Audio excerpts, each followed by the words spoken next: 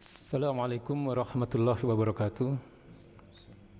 Alhamdulillahirabbil alamin, walladzi khalaqal insana fi ahsani taqwim, wa huwallazi khalaqal mauta wal hayata liyabluwakum ayyukum ahsanu amala, wa huwallazi arsala rasulahu bil huda wa dinil haqq liyudhhirahu 'ala dini kullih walau karihal musyrikun. Asyhadu an la ilaha illallah wahdahu la syarika lah wa asyhadu anna Muhammadan abduhu wa rasuluh la nabiyya wa rasula ba'da. Allahumma salli wa sallim wa barik ala Sayyidina Muhammad wa ala alihi wa ashabihi ajma'in, amma ba'd. Baik para tuan guru, para ulama, para asatid, para ajengan yang dengan segala kerendahan hati dan tanpa mengurangi rasa hormat tidak kami sebutkan satu persatu, dan juga kepada para netizen, ya, kepada hadirin yang hadir di ruang Zoom atau di YouTube, ya, semoga senantiasa dimuliakan oleh Allah Subhanahu wa taala. Dalam waktu yang singkat ini Al-Fakir ingin sampaikan bahwa berbagai kerusakan yang terjadi yang tadi telah dipaparkan oleh para guru-guru kita di berbagai sendi-sendi kehidupan hari ini, ya, baik dalam persoalan ekonomi, ya, di mana umat hari ini tidak memiliki daya beli yang cukup untuk memenuhi kebutuhan-kebutuhan pokok mereka. Kemudian kerusakan dalam keadilan hukum, kerusakan di dalam persoalan akhlak, ya, dan saya kira masih banyak lagi. Bahwa kerusakan-kerusakan ini sesungguhnya adalah merupakan konsekuensi dari diterapkannya sistem kehidupan yang sekuleristik, ya, di mana kita tahu bahwa sistem sekuleristik ini adalah menjauhkan manusia dari agamanya, menjauhkan manusia dari Robnya, ya.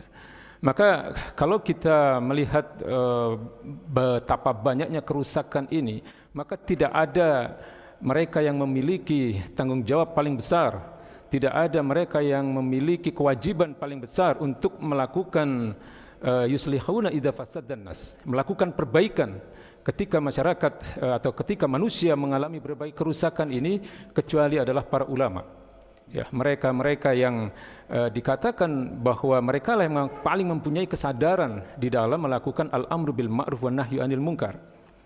Ya, ketika Allah berfirman kuntum khairu ummatin ukhrijat linas ta'muruna bil ma'ruf wa tanhauna 'anil munkar wa tu'minuna billah. Ini para ulama, para ahli tafsir menjelaskan bahwa yang dimaksud dengan khairu ummah itu adalah pada masa-masa kenabian mereka adalah para sahabat, ya, baik kaum muhajirin maupun kaum ansor. Namun ketika setelah ketiadaan beliau, setelah wafatnya baginda Nabi besar Muhammad SAW, maka yang menyandang umat terbaik ini adalah mereka yang melakukan kewajiban tugas al-amr bil ma'ruf wan nahyu anil munkar ini, dan tidak ada lain bahwa mereka itu sesungguhnya adalah para ulama itu sendiri yang seharusnya memiliki kewajiban, memiliki rasa tanggung jawab yang besar bahwa ini adalah satu kewajiban paling utama ketika terjadinya kerusakan di tengah-tengah manusia hari ini.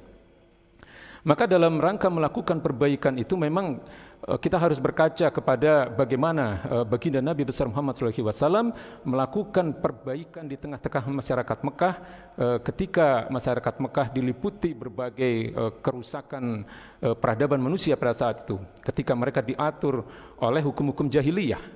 Maka hari ini sesungguhnya tidak terlalu berbeda, karena hari ini kita pun diatur oleh hukum-hukum jahiliyah.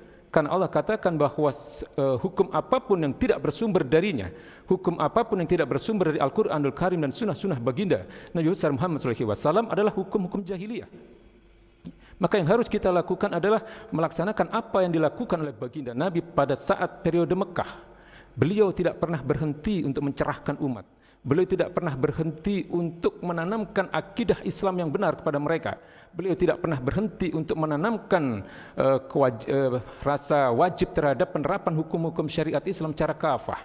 Itulah yang hari ini menjadi tugas kita. Ya, dan hari ini kita bisa melihat bahwa umat hari ini masih terlalu percaya. Umat masih menggantungkan nasib mereka kepada hukum-hukum sekuler, yang hari ini justru kita ketahui telah menimbulkan berbagai kerusakan di tengah-tengah mereka. Umat masih terlalu percaya bahwa demokrasi akan mampu memberikan kebaikan. Umat masih percaya bahwa nasionalisme adalah sesuatu yang harus diagung-agungkan. Padahal nasionalisme jelas telah memecah belah kesatuan di tengah-tengah umat Islam. Mereka masih memiliki faham pluralisme, sekularisme, liberalisme. Mereka masih menghargai konsep hak asasi manusia versi barat dan seterusnya. Ini adalah menjadi tugas ulama untuk memutuskan kepercayaan mereka terhadap berbagai pandangan hidup kufur ini. Maka itulah yang seharusnya kita lakukan dari waktu ke waktu, di mana Nabi tidak pernah berhenti untuk mencerdaskan umat pada masa-masa itu. Ya, mencerdaskan umat, kemudian kita melakukan interaksi di tengah-tengah umat, dan terutama kepada mereka-mereka yang punya kekuasaan, mereka-mereka yang mempunyai kekuatan real di tengah-tengah masyarakat, karena mereka juga berhak untuk mendengarkan dakwah ini. Mereka berhak mendapatkan hidayah dari Allah Subhanahu wa Ta'ala, karena dengan kekuasaan dan kekuatan yang mereka miliki itulah mereka mampu sebenarnya untuk menolong agama Allah ini. Maka hadirin masyarul muslimin yang dimuliakan Allah Subhanahu wa Ta'ala, dalam momentum Ramadan kali ini sungguh tepat jika momentum Ramadan ini kita jadikan satu momentum kebangkitan umat yang hakiki.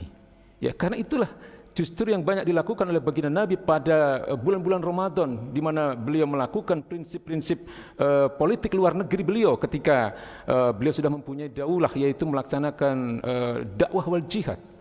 Ya, karena kerusakan yang terjadi di tengah-tengah umat hari ini memang harus diperbaiki dengan Islam, tidak ada jalan lain. Ya, ini adalah satu sunatullah ketika baginda Nabi pernah mengatakan innallaha yarfa'u bihadzal kitabi aqwaman.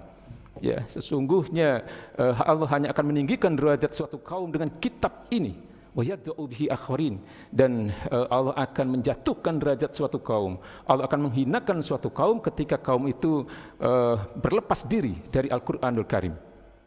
Maka hadirin ma'asyiral muslimin dan khususnya para asatidz yang dimuliakan oleh Allah Subhanahu wa Ta'ala, ada satu hal yang mungkin secara khusus ingin kami sampaikan, bahwa kita hari ini telah terbiasa memuliakan Lailatul Qadar, tapi kita dan khususnya umat lupa untuk memuliakan apa yang menyebabkan Lailatul Qadar itu menjadi mulia.